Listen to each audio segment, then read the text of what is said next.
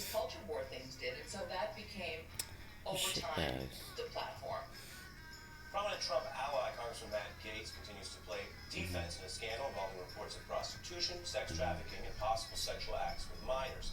Congressman Gaetz has denied all wrongdoing. He did a damage control interview on Fox News that Fox's Tucker Carlson called one of the weirdest interviews of his career. And now there's more. The Republican congressman is trying to come out publicly and make it clear that he is, quote, absolutely not resigning. He says these charges are false and specifically denies that he ever, quote, paid for sex or slept with a 17-year-old, end quote. Gaetz also uses this as a time to add that he does expect more leaks from the investigation, which he referred to as stemming from the, quote, corrupt Justice Department. This probe actually began when the DOJ was under Republican control, reportedly signed off by Trump DOJ AG Bill Barr himself. And while Gaetz may try to turn this into some sort of partisan brawl, very few Republicans have been coming to his public defense lately. Gaetz' own former staffers are speaking out on his behalf. One, attacking the probe while conceding they don't know the facts involved. What of the investigation do you know that can lead you to discredit the investigation? I don't have any specific knowledge on the investigation or any of the facts that are involved with the investigation. I'm joined now by former acting Solicitor General for the Obama administration, Neil Katyal. Neil, this is a scandal here. It appears even before there are charges against Congressman Gaetz. Other individuals, as we've reported, have faced scrutiny and indictment. What do you see in his response today, and where would this likely go based on your knowledge of these probes in general? Well, I mean, the accusations suggest to me that the congressman from Florida has learned a wee bit too much from Donald Trump. He's, of course, innocent until proven guilty, and no one should rush to judgment. And so in that sense, I agree with that one point in his article. But having said that, precisely because he's innocent until proven guilty, what in the world is he doing talking to Tucker Carlson and writing this ridiculous op-ed? I mean, at one point he says the girl doesn't exist, then he says Tucker Carlson better. Another point he says these allegations are about one girl, but then later he says it's about multiple. I mean, we're not exactly dealing with Albert Einstein here, and so my strong advice to him, my professional advice, is to shut up. And there's been this demonstrates there's been a culture of impunity around Republicans over the last several years. They thought they could get away with anything, but there's a real Justice Department now, and they can't. And you mentioned that article that he wrote, the op-ed in his defense, and the two words you don't see anywhere in that article are Bill Attorney Barr. General? This investigation was opened by Bill Barr. That would be a good thing. Credible enough Or is he to Supreme? continue the investigation. He'd be This better is as not a guy Attorney who was General. shy about shutting down investigations against Republicans. Bill Barr did repeatedly. Republicans and He everything. kept this thing going. And now it's under Look at Merrick through. Garland's control, and I don't think there's anyone more fair or honest than Merrick Garland. Yeah, and as you say, it really does have that Trumpian echo, and it's, I suppose, a bit of a testing ground for how the system, by which I mean the Justice Department, but also everything else around the institution, deals with these things, because he's doing a witch hunt playbook. Reading again, as you mentioned from the op-ed, he says, quote, I'm sure some partisan crooks in Merrick Garland's Justice Department want to pervert the truth and the law to go after me. I will not be intimidated or extorted. Again, as you say, and we've reported, he's legally innocent. He has not been charged. But if he thinks the facts will acquit him, then obviously he can move forward in that standing. He sounds more like someone who's girding for a bigger battle with the Garland Justice Department. If he thought they were going to say, hey, we didn't find anything here, we looked into it, he wouldn't need to criticize them. And so what do you make of where the Republican Party has to line up here, given the Trumpian playbook that's being trotted out again? Or you refer to this having a Trumpian echo, and that's true in a sense, but it's also not true in a sense. I mean, even Donald Trump is not defending Matt Gaetz right now. And Donald Trump is so desperate for attention, he stuffed an entire Twitter thread on the 2020 election into his Easter statement.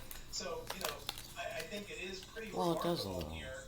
And I think it's really hard to attack Merrick Garland. I mean, they can try, but honestly, if I were accused of a crime, the prosecutor I'd want is Merrick Garland. He's balanced, he's fair, he has the respect of every conservative jurist in this nation, every serious conservative jurist. So, this isn't like you can, run the same playbook and the same kind of attack machines. And, the fact is these crimes are serious that he's been charged with. Section 2423, which involves bringing a minor or traveling for sexual intercourse with a minor, has a punishment of 30 years. And, sometimes the personal is not political, but here, I think Gates faces a problem because he was the only member of Congress to vote against a bill that bolstered human trafficking investigations. And I don't think you have to be a member of QAnon to connect some dots with that one. And what do you think about him more broadly, the way he's conducting himself in Congress? Because this is someone who really was of the school of using the government post to try to go on Fox News and right-wing media. We showed him with the gas mask, a protest of masking in the early COVID era that didn't age well. And there were so many other things. And I wonder how investigators parcel this out. Obviously, his political views are protected and they are what they are.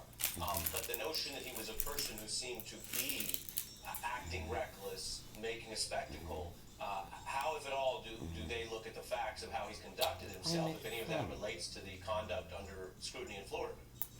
Well, Congressman Gates has not exactly distinguished himself as a serious member of Congress. He is most famous for wearing, as you say, that gas mask. But having said that, I think the Justice Department should consider that in any way, shape, or form, and I don't think they will. He'll be treated just like everyone else. If he really did cross state lines to do the things he's possibly accused of doing, then he'll face the same punishment as everyone else who's accused of that. That's the beauty of the rule of law under an administration that actually applies it even-handedly. And I know, we're just into the first days of this administration, but this team at the Justice Department, I have full confidence in that they're going to do the right thing, whatever that is. It might be that he didn't do it, and then they would, I don't doubt for a second that Merrick Garland would end this prosecution. Right, and I appreciate your measured point there, which is good for everyone to keep in mind. We all have the right to our opinions. The fact that someone may be a really annoying troll is separate from the legal process that they're entitled, and we'll see where that goes. Neil Katyal, good to have you as always. I want to remind everyone you can go to msnbc.com/opening arguments for this and other segments that we get from Neil. We call it Law School on the Fly. Hey, thanks for watching our YouTube channel. You should know that you can follow today's top stories and breaking news and catch up on your favorite MSNBC shows all in one place. Download the NBC News app today. Shitbags.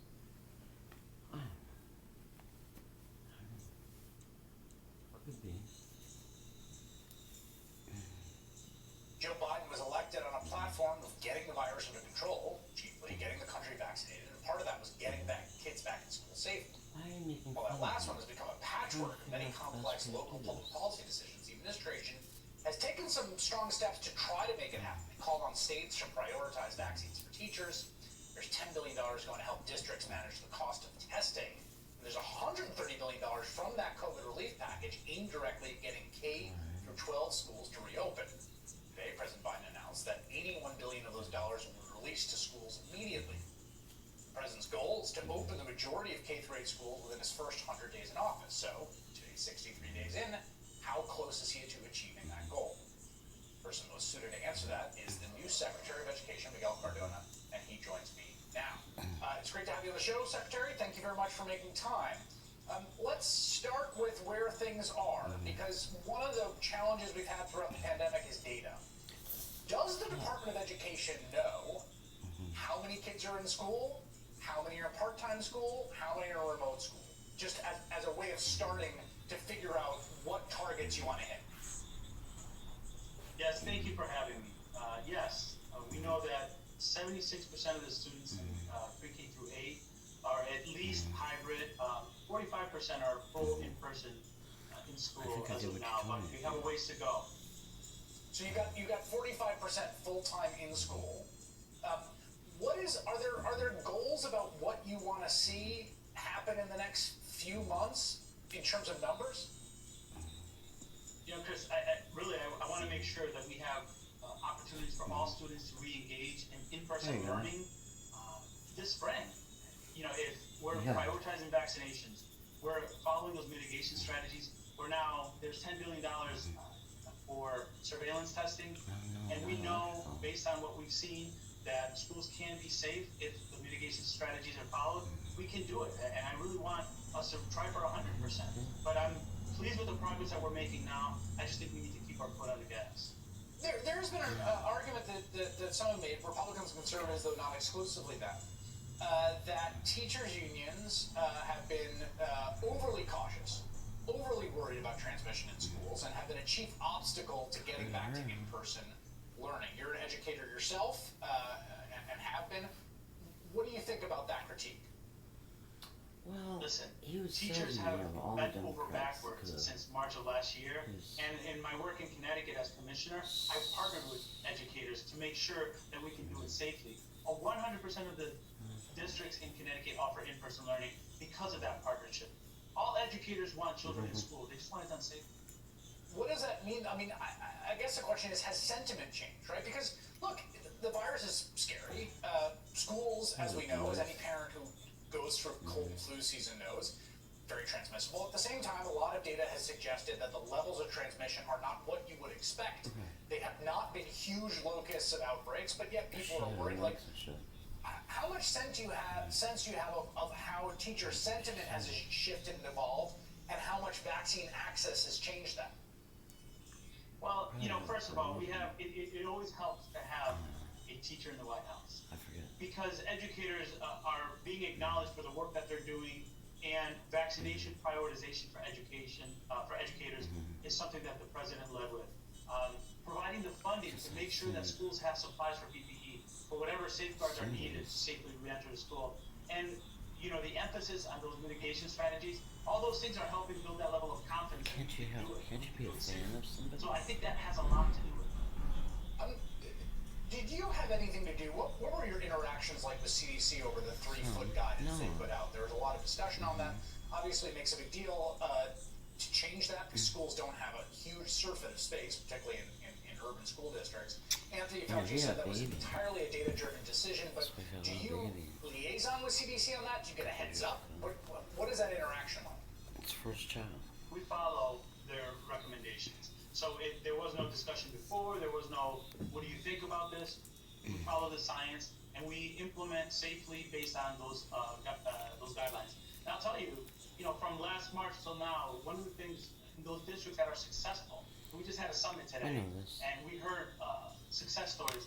One of the things that was a through line is the reliance on health and safety data first. This is a health pandemic, so ensuring health and safety as a priority will always drive our reopening efforts. There's been a lot of coverage of the emerging literature and studies of the effects of this past year, unlike any school year, I think, in recent memory, it's safe to say, and the effects of remote learning, particularly remote-only learning, and particularly along lines of race and class in terms of equity. What is your sense, your characterization, your understanding of what the literature and the data are saying about what the effects of a year of remote schooling have been like? It doesn't take, we don't have to look at the research. As parents that we are, I know you have little ones. It's spontaneous. You can tell when you talk to your little ones the impact that it has not to be around their friends, not to be around their teachers in person. And you can only look at a screen for so long, especially if you're an elementary student. So we know that there are effects. That's why with the rescue plan, there are funds there to provide good opportunities for students for summer experiences, and making sure that when the students do come back to school, we're prepared to meet them with what their challenges were and what their needs are, and make sure that our schools are designed better than they were last March to meet the needs of our students, which, as you said, are significantly impacted by this pandemic. There's been some controversy around, or some debate around standardized tests for understandable reasons. Arguments go in both directions, right? One is a guidepost to measure precisely the effects we're talking about. The other is it seems insane to subject schools to standardizing, children to standardized testing, the least standardized year in American history. 500 researchers and scholars wrote a letter to you, basically saying don't force schools to give standardized tests this pandemic year, that it made no sense, it would exacerbate inequality and produce flawed data. There will be standardized testing this year. Why do you think that's a good idea? sleep this away, is but analogous to the difficult decision that leaders had to make last July when we talked about reopening schools. 3 days. And we know that there's no one size fits all. You know, when we were thinking about reopening schools, we had very small schools and we had very large schools. I'll sleep on a and states pad. that had high numbers and states that had very low numbers of COVID. So there's no one size fits all. So the flexibilities that were announced by the department last month allow for some of that variance. But let me tell you very clearly that when we're pushing out $130 billion, state level data, not necessarily the classroom data because teachers know where their kids are, but that state level data is going to ensure that we're providing the funds for those students who are impacted the most by the pandemic. We have to be very focused on addressing that were exacerbated by this, and those data do help make sure that we're moving the money and the policies to those students that were affected the most. Students of color, students with disabilities, whose impact by this pandemic were greater than many others. Your anticipation for the fall, I saw an announcement that Governor Philbert from New Jersey just announced, I think, that he will not allow any remote education in the fall. I know there are parents who are still hesitant and worried. We don't know the trajectory of vaccines. It seems to me that getting all kids in class makes sense. Do you have a position? Does the department have a position on that? You know, one thing that I know as a commissioner, COVID-19 numbers will dictate how we move to the open school. So it's not just about what's happening in the school, it's about what's happening in the community. If, as members of our community, can follow those mission strategies, make sure that our schools are safe places. I drove so much out here for 3 We hours. should have students in school Tell our son about next year. We all should the have them in cunt you school in the fucked. spring. I really want to move forward this That's spring good. to safely reopen schools as much as possible. For K-8 is the goal, but we also know we have high schoolers that are waiting for their drama club to start, for their band, for those graduation ceremonies that are so important. Harry asks So to we be the really need victim to of make an sure we're infinite more following the mitigation violence. strategies and doing Firm everything to get our reaffirm. students in school now. Firm reaffirm. Good evening from New York. Firmly I'm Chris Hayes. There's a affirm lot going on in the the news, a power of lot an going on in infinite the number of country, many infinities. challenges we face, and amongst all that, the only thing that really unites the Republican Party right now, it's not any kind of particular policy, it's Well, not it is what you fealty to love. Donald Trump. No, the defining project of the Republican Party right now is just holding on to power, even at the expense of democracy. I mean, we all saw, right, the ugliest manifestation of this on January 6th when a Trump mob tried to stop the certification of a Democratic election. But of course, it didn't stop there. As we've been following on this show, people like Mo Brooks in Alabama, Josh Mandel in Ohio, and Jody Heiss in Georgia are running campaigns for office fundamentally grounded in the idea that the last election should have been overturned. Because, well, they won't quite say it this way, but because they didn't like the result. And Republicans are, of course, now using their power in state legislatures across the country to push restrictions in dozens of states designed to make it harder for many Americans to vote. There's not really, I gotta say, much of a substantive agenda here. Some stuff about immigration, they don't like cancel culture, etc. The big thing, the big central focus is just literally do whatever it takes to keep power. Whether that means lying or fear-mongering or undermining democracy. That is the project right now of the Republican Party. And this was clear even before the last few months, right? Back in January, remember, we had that runoff in Georgia, the day before January 6th. Well, the Democratic candidates on the ground in Georgia were offering this substantive agenda to voters, right? We're going to protect health care amidst this pandemic, including COVID relief. We're going to send out sort of... Republicans are making an argument.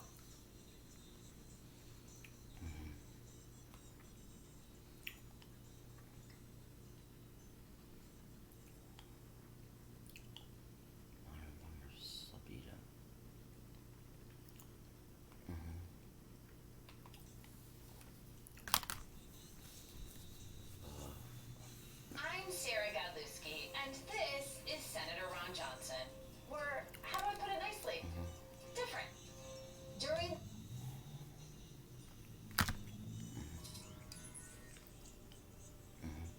Bernie Madoff, the mastermind of the biggest Ponzi scheme in history, has died in prison. At one time, a member of the Wall Street elite. The whole concept of these new types of systems is to make it easier and more cost-effective for people to trade. Madoff was someone who was very much in the thick of things on Wall Street and generally respected. His firm pioneered after-hours trading. But behind that veneer, Madoff conducted a $65 thousands of victims financially shattered. We lost 95% of what we had. I think what he did is despicable. He sold his soul. His scheme went undetected for years, raising doubts about the government's commitment to protect investors. And somehow, they couldn't be bothered to conduct a thorough and proper investigation. If Bernie Madoff had not confessed, I don't know that we can say for certain that the SEC would have ever uncovered the fraud. Madoff Investment Securities is reminding us yet again of how badly reform is needed. Like a Shakespearean tragedy, Madoff even destroyed his own family. Confirming that 46-year-old Mark Madoff hanged himself at his home here at 158 Mercer Street using a dog leash. I blame Bernie, and it's the worst thing that can happen. This was a story of Dr. Jekyll and Mr. Hyde, a Ponzi scheme hidden inside a legitimate business. Deceit, arrogance, and shame. On the occasion of his death, a look back at the life and crimes of Bernie Madoff. When Bernard L. Madoff was arrested in December of 2008, his investors became his victims overnight. The story that has rocked Wall Street. A shock to the financial world. The whole financial system's rotten from the top down. His crime and the fallout were so spectacular, it got the Hollywood treatment twice, with Richard Dreyfuss and Robert De Niro, each starring as the fallen financier. While the scale of his crime had never been seen before, the name for it has been around for a century. Basically just a big Ponzi scheme. What's a Ponzi scheme? Ponzi schemes are about robbing Peter to pay Paul and Jane. Money is taken from one victim and is used to pay out a different victim. The term Ponzi scheme comes from Charles Ponzi, who really perfected that sort of scam back in the 1920s. Similarly with Bernie Madoff, he was getting people to invest in his trading, in his hedge fund. The money that people were investing with him was not going into the stock market, it was simply going into a JP Morgan Chase bank account. Madoff was telling his early investors that they were receiving 15% a year profits. Not $1 of it existed. It was just made up. Now let's get to new revelations about Bernie Madoff's $65 billion Ponzi scheme. No, I really can't. Bernie Madoff is a liar. Perhaps the most gifted liar I've met in nearly 50 years of writing about finance and government.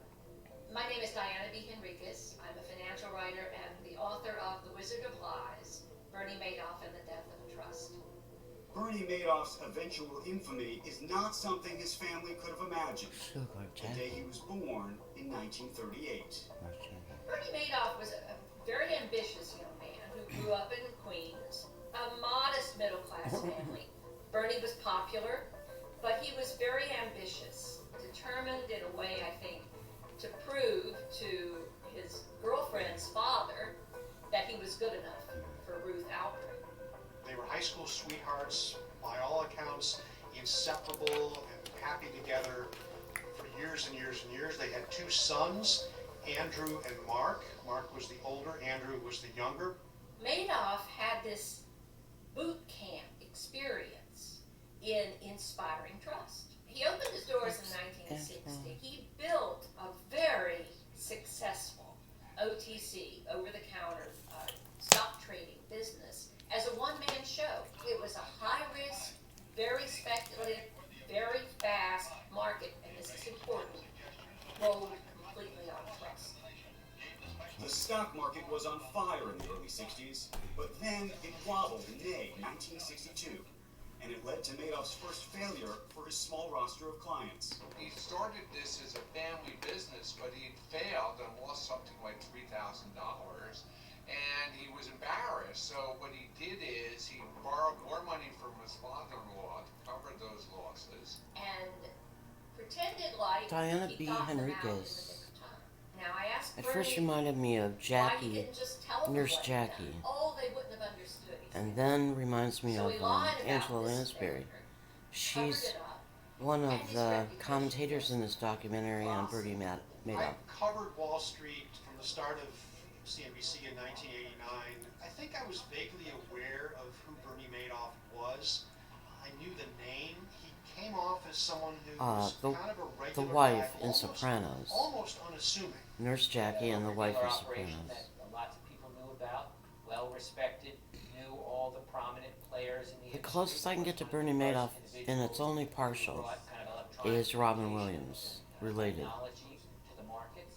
We saw, meaning my brother and myself, Or is. that there was an opportunity to bring automation into the over-the-counter marketplace. He Bernie and Madoff two may other be small Robin firms Williams. pioneered after-hours trading all through the night, all around the time zones, until the next morning when the stock exchange opened again.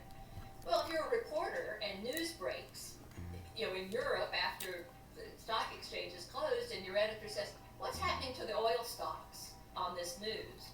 Who are you going to call? You're going to call Bernie. Bernie Madoff really did help build a lot of the mechanisms that power the markets today. He was very much part of the sort of leadership, particularly of the NASDAQ, rising to non-executive chairman. By the late 80s, his firm was spread across 3 floors in Midtown Manhattan's Lipstick Building, nicknamed for its shape. In 1999, Bernie Madoff spoke to CNBC from those offices about another innovation he was working on. He aimed to modernize the markets again, this time with an online trading platform. That will allow basically investors, when they come home from work, to trade where What administration didn't, they basically cannot.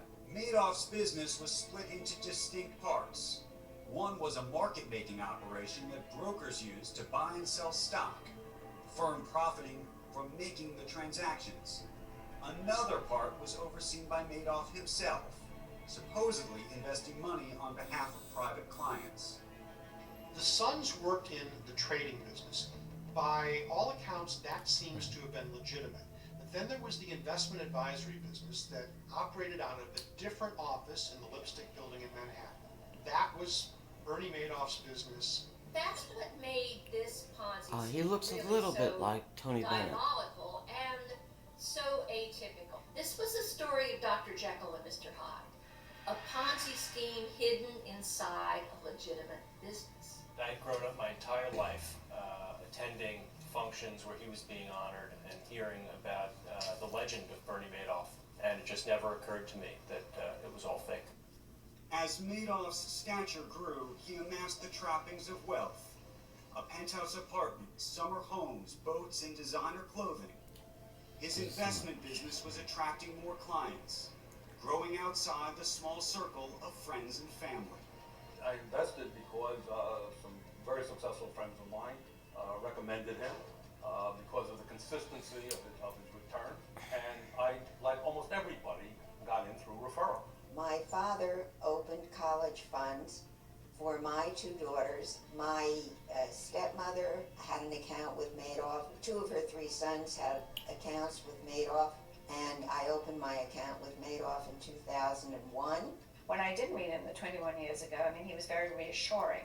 His and I nose think looks at a little that like time, Dino's. I was extremely fragile too. I mean, my husband had just His dropped nose dead looks a little like unexpectedly Dino's. from a heart attack. I met him in the Lipstick Building, showed me what the operation was, and he said to me, "Now, do you feel better?" So I said, "Yes, I felt better," and as a result of which, I not only did I leave the money that Jack had initially invested with him, but I added more. He looked for people who would not necessarily take all their money in and out. They looked for a long-term secure investment, both individuals, and then he moved from individuals to pension funds and other funds of that quality. Madoff turned to feeder funds, larger groups of individual investors that would pool their money for the fund to invest. Some of the feeder funds turned over all their cash to Madoff, unknowingly fueling his Ponzi scheme and giving him the means to pay out earlier investors. There are questions as to whether he actually traded in the beginning and then stopped trading. He said that he was trading, his strategy worked fine, that he got into a little trouble, he was about $200 million down, started the Ponzi scheme, and then it, kind of mushroomed. Madoff will tell you that he started doing this in the 1990s around the Asian financial crisis. He felt the need to start committing fraud to keep his investors happy. others that have examined this believe that it started much earlier. I must have asked him 10 different times under oath that question of when he started it, and every time he told the story, it got more elaborate. Based on the records that we've uncovered, we would say it started as early as 1981. It could have started sooner than that because the records before 81 are sparse. By 2008, Madoff's investor clients were receiving paper statements that consistently showed profits year after year. The sum of all those individual accounts, $65 billion. In the 1990s, the market was returning 20 to 40% a year. Madoff was 12 to 15%. It was considered a safe, conservative investment. Whenever we heard his name, people spoke of him with the utmost reverence. He was a genius, he was the best, he was terrific, and he was safe and consistent. He never offered his investors something that was too good to be true. It was good enough to be true and good enough to be attractive. Madoff told his investors that he was using a simple strategy to make them money. Madoff called it split strike conversion. That was supposedly what this was all based on. Fraudsters always have good terminology to convince people that they're doing good things. He was actually trading yesterday's newspapers. In other words, they would take out the Wall Street Journal from a couple of days ago, look at what they could find in terms of yielding a profit, and then backdate those trades into the customer statements, but in fact none of that was actually happening. And he was able to convince a lot of people, including lots of people at the SEC, that he was just a master of trading, but he was, I think, able to convince himself that these things were true. His camouflage was absolutely brilliant. It was worthy of a Hollywood set. There was one charade that he pulled off where he had his right-hand man supposedly doing trades. He's showing someone through the office, and Frank, what are you doing, Frank? He said, I'm placing some option orders with Europe. Oh, okay. And so Frank is typing away on the keyboard, placing these orders. Responses come back, show up on the screen. Bernie, they say they can do it. Okay, great. He's trading keystrokes with an accomplice in a closet down the hall. It was all just kabuki theater. But as with every Ponzi scheme, there's a point where the show must come to an end. For Madoff, the curtain call came in December 2008.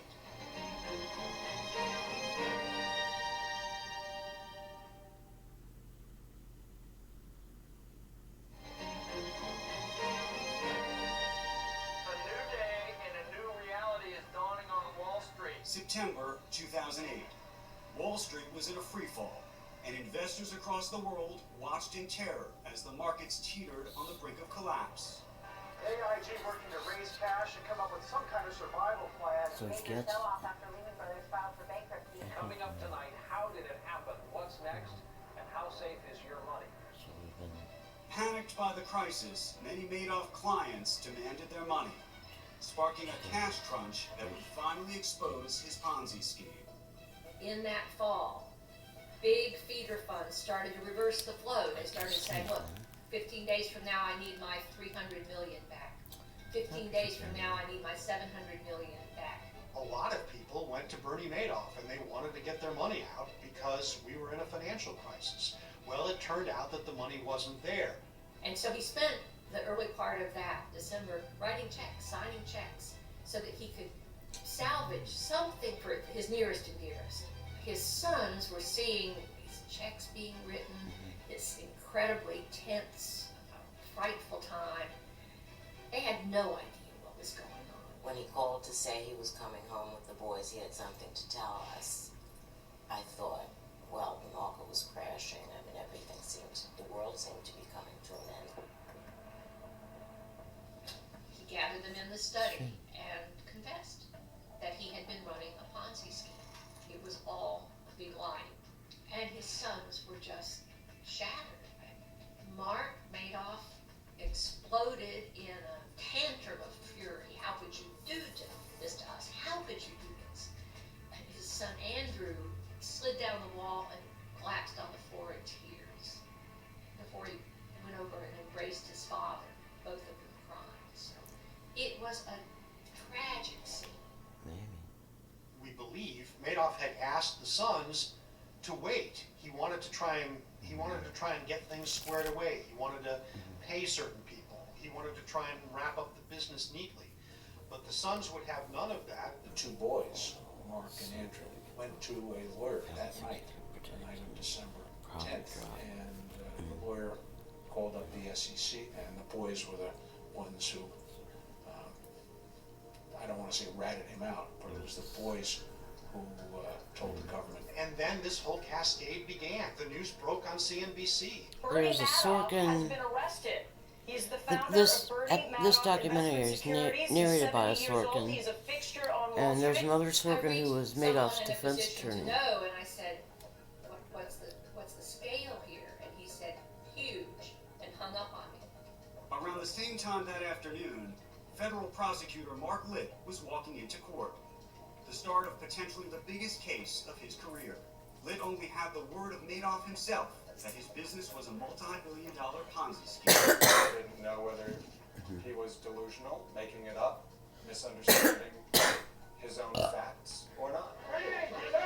I had never walked into court on an arrest with simply a defendant's confession.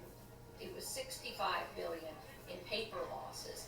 It was a global Ponzi scheme. There were victims scattered from Palm Beach to Beijing. As the ripple effects are spreading tonight from the very rich and famous to much smaller. There may be an Arthur Madden relation connection. Relation as a relative First connection. response was Bernie. Oh, it didn't even register. I went into such shock. I can't. And I got who I believe now was his secretary. And she sounded as upset and flustered and scared as I was. And I said, what happened? She said, we don't know. It was a cross-section of victims. There were famous people, Kevin Bacon and Kira Sedgwick, Elie Wiesel, the Wilpons, owners of the New York Mets. The betrayal is something I'll never, ever forget. There were thousands and thousands of Madoff investors. There were some people who went from 300 million to 200 million, and there were some people who went from 1 million to 0. Sir, why did you do it? Why did you confess? The media and public pressure in the weeks after Madoff's arrest was unrelenting. I think that he should obviously put him in jail. It just made me angry that he isn't being treated as a criminal, which is what he is. And on Christmas Eve 2008, Madoff and his wife Ruth attempted suicide, taking handfuls of sleeping pills. They woke up the next day groggy, but alive.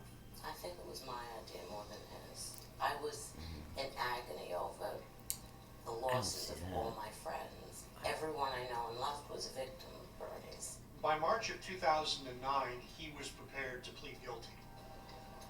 Just throngs of media from all over the world watching him walk into court.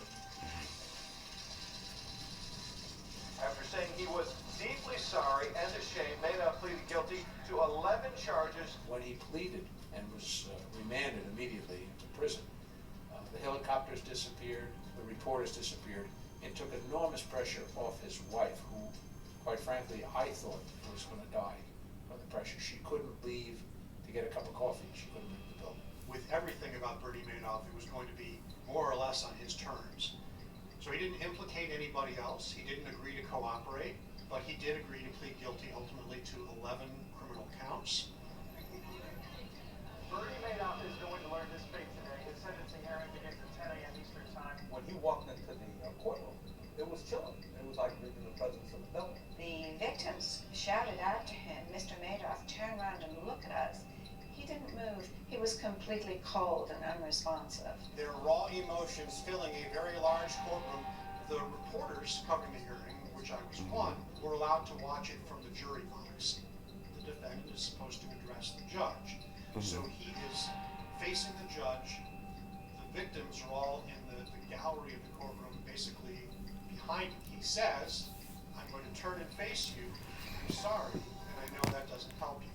It really fell on deaf ears in that courtroom. So Judge Chin is saying a message must be sent in the Madoff crime. He has imposed a sentence of 150 years in prison. 150 years. It took the breath out of the courtroom when it was announced. It was extremely important that all of us that he will never get out of jail while we're alive. There was a number of people who cheered. Somebody gave a statement that looks like a Van Dyke. We need a Van Dyke. We have a missing Van Dyke, don't we? You know, there's sort of an indelible picture in my mind of him just sort of looking down, hands behind his back, the cuffs go on, and he's let out expressionless. With Madoff behind bars for the rest of his life, prosecutors and victims alike weren't satisfied yet. 2 questions. Where is the money, and who else did this with you?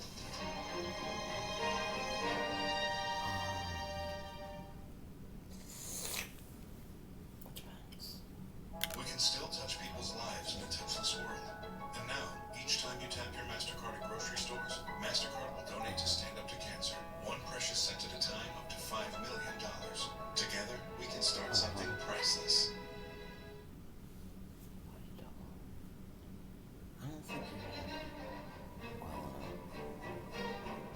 Bernie Madoff arriving at his new digs just a short while ago. He was used to villas, penthouses, mansions, chauffeur-driven limousines, but today it was a long ride on a bus.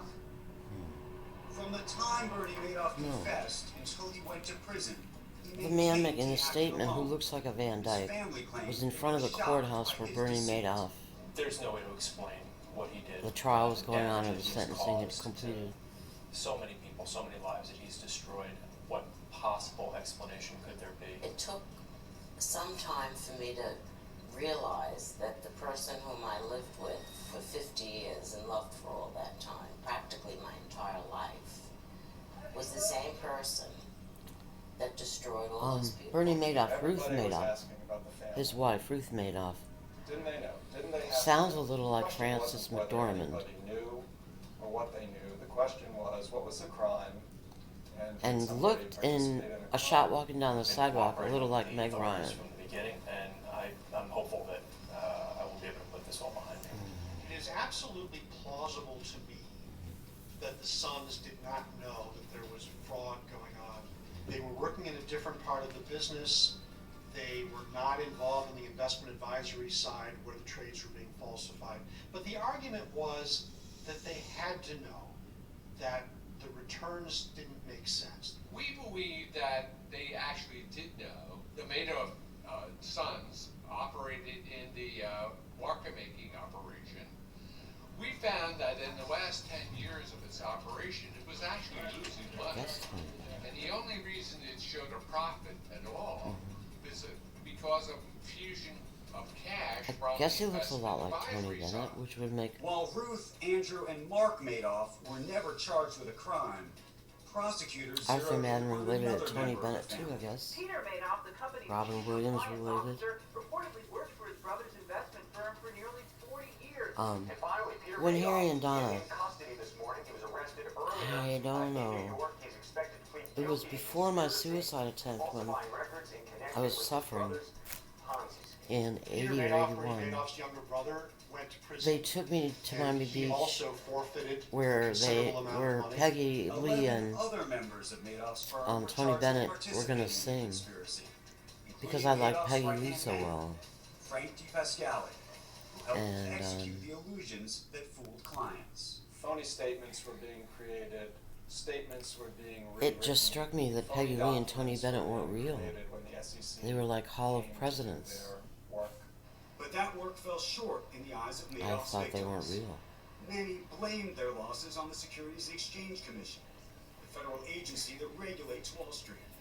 I think the SEC was asleep at the helm. Bernie Madoff was protected by the SEC and other agencies. He was a powerful man, and a job at the SEC very often was a stepping stone to a big job on Wall Street. And you know, you don't bite the hand that feeds you. The Wall Street water cooler story of the day is the SEC now planning to investigate its own ties to the Madoff scandal. We were trying to look at how Bernie Madoff fooled the SEC, and so I thought who would be better to give us information on that than Bernie Madoff himself. So I asked him directly, did you provide the SEC any false documents? He said no. He said, in fact, he provided the SEC the same An early statement in the documentary was that So I said, okay. someone had known a lot about this and hadn't prosecuted I said, well, wait a minute. someone's administration. Give the SEC and your customers And it looks like it was in the late... showing trading. Wait a Wouldn't you minute. consider those to be false documents since there was no trading? the late thought 90s. for about 60 seconds, and then said, "Yeah, I guess I can see why you might view them as false." And that was an indication that, you know, he really believed what he was selling, which I think is why he was such an effective salesman. Like so many of the people who trusted Bernie Madoff, they simply could not imagine that someone like Bernie Madoff could be a crook. The SEC had a whistleblower coming to them repeatedly, and his warnings, his documentation went unheeded. And I wish I had a whiteboard and easel here, but I don't. Harry Markopoulos was working at a Massachusetts investment company. He saw the signs that Madoff's business was crooked. He tried to alert the SEC several times. Everybody in Boston in the high net worth industry was losing clients to Madoff, and it was unfair. You can't compete. So we're trying to level the playing field, remove the dirty player from the playing field, but the referee wasn't listening. I gift wrapped and delivered the largest Ponzi scheme in history to them, and somehow they couldn't be bothered to conduct a thorough and proper investigation. This is the organization that didn't even have anyone on staff who understood how Madoff purported to be making his money trading options, because if it had, the SEC would have known he was lying immediately. It's actually relatively easy to uncover a Ponzi scheme. All you have to do is, there are these third parties where trades are cleared. All you got to do is call up that third party entity and see if there were any trades. But they never followed up to check. Scathing report the watchdog for the Securities and Exchange Commission says we have repeated opportunities to uncover that fraud, going back 15 years, and blew all of the opportunities. If there was no SEC, my money wouldn't be with Bernard Madoff. I went in with the knowledge that my government had done the due diligence that I don't have the wherewithal to do. I was told that repeatedly. Didn't happen. There were calls in Congress to blow it up and start over again. And the SEC, I think, responded to that. The internal watchdog at the SEC recommending sweeping reforms at that agency following its failure to detect the Madoff fraud. They had to change the way that they operate. They had to learn to listen to their regional offices. They had an office of At the moment, it looks like it was the end of the Clinton administration, shit, and the beginning of the G.W. Bush administration, that Bernie wasn't investigated by the SEC. Though Cox completed his review, another investigation was still underway. We're going to go into the more intimate areas of Bernard Madoff's apartment here in the penthouse in Manhattan. The hunt for the money of the victims.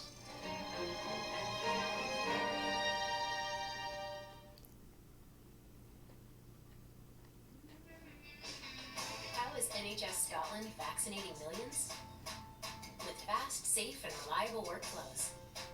Whatever your business is facing, let's workflow it.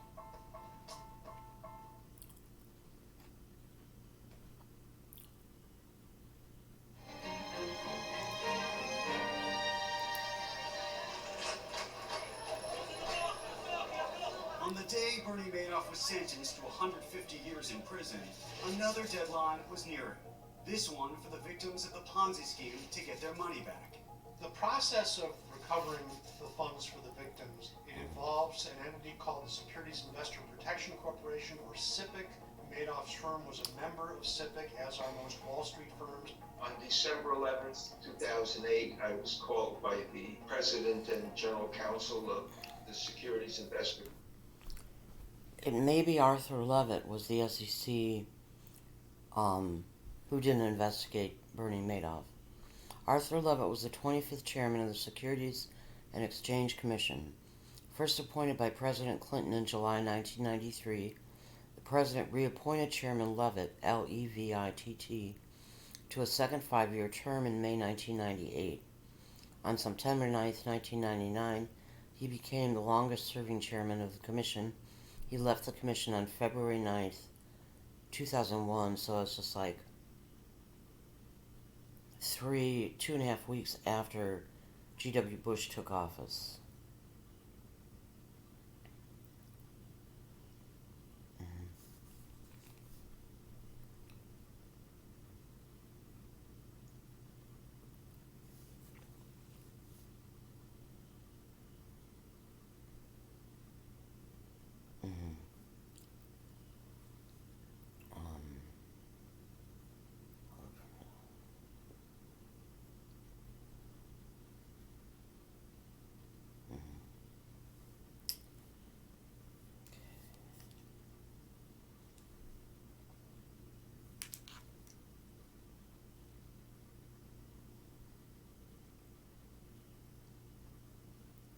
Oh, I really appreciate that. It's a large thing to say. Good. Mm. Hmm.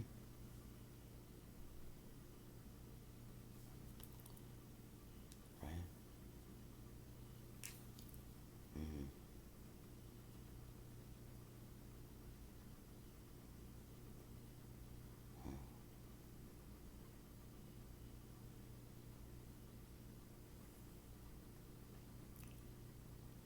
So there's no mail.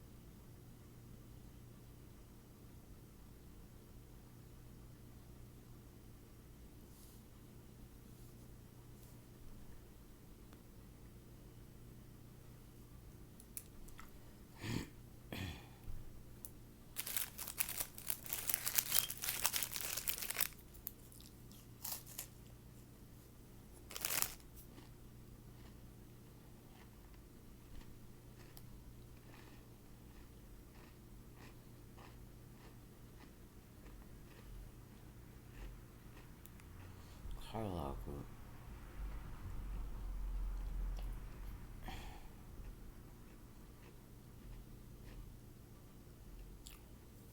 In December 16th, 2008, right at the end of the GW administration, Levitt was an advisor to Carlisle Group.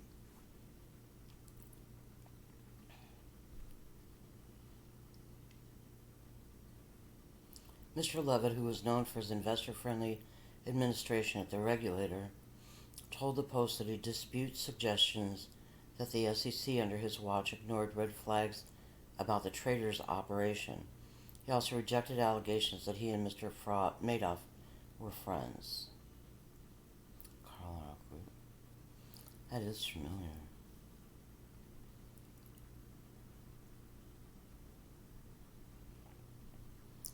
Totally is familiar.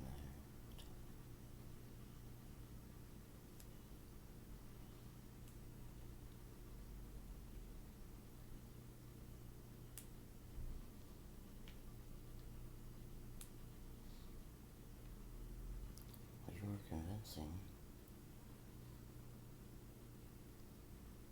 I see. Somebody associated with Clinton says this may be the last of their hidden money. Whatever Madoff, it looks like he sacrificed $65 billion Ponzi scheme, but had a lot more money that he had not sacrificed, hidden away. That would be weird. Maybe in water west of Switzerland. I don't.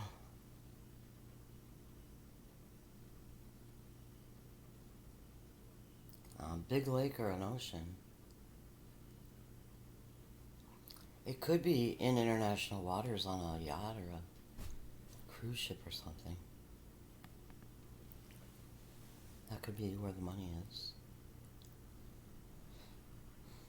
Cash, currencies, different currencies, coins.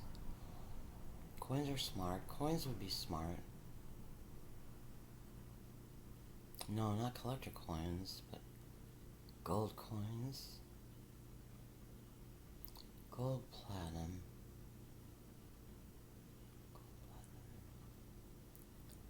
It's not in my understanding.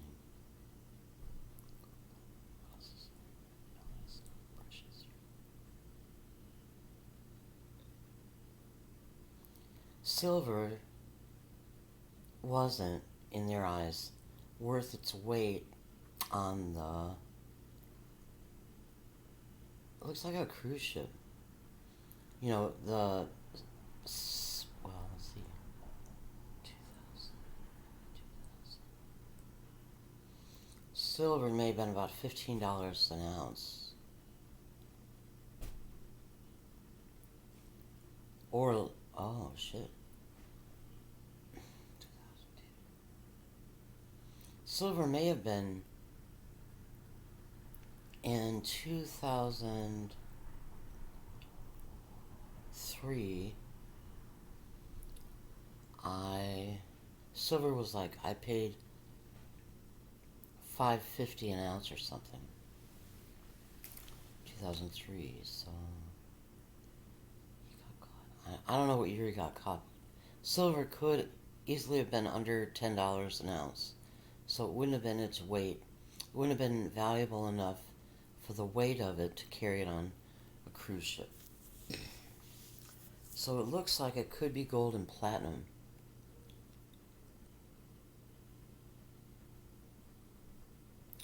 And I don't have a guess as to how much money it is.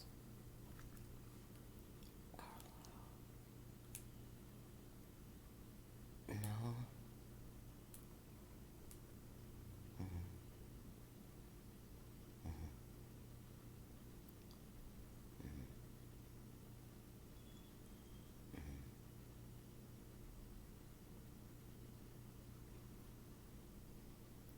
Yeah.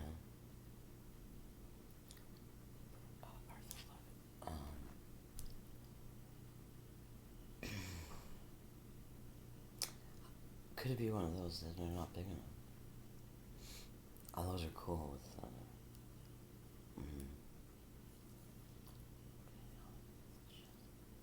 I have to use the restroom. Okay, God says I can upload this before I go.